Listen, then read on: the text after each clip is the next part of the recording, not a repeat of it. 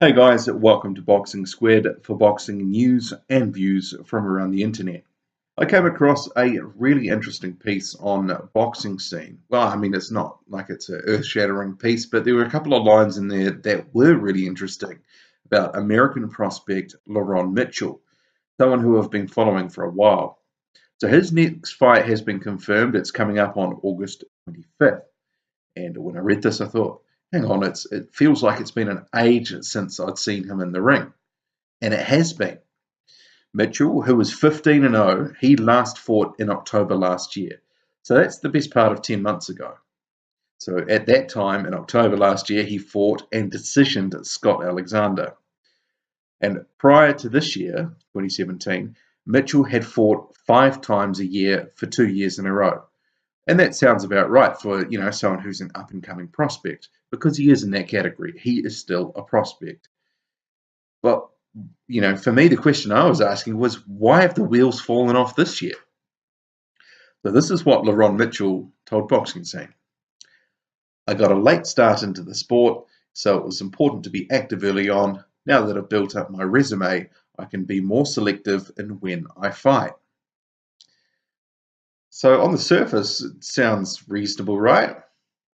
But I kept thinking about that and I was like, something doesn't really add up here.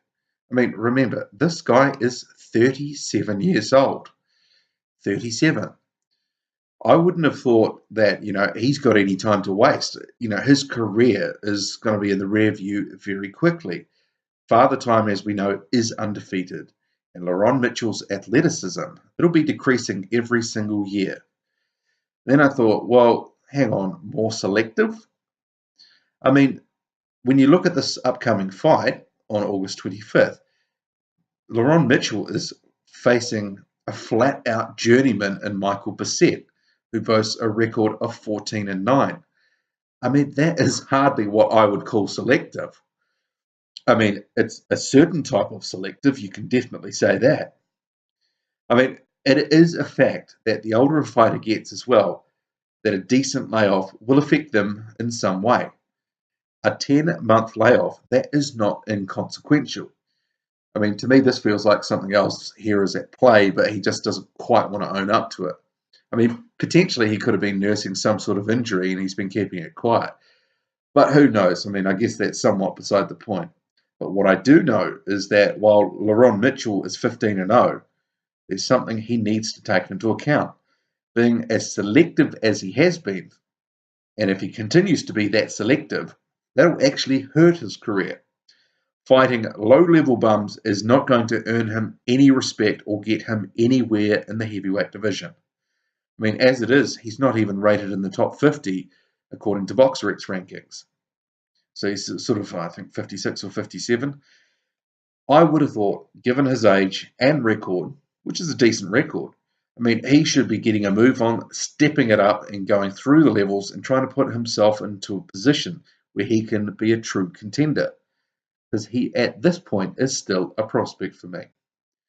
I mean, I certainly hope he doesn't go the other way and be like a Malik Scott, fighting a whole series and raft of bums, pad out your record, make it seem credible, then you get in the ring with someone who's good, and you lay down.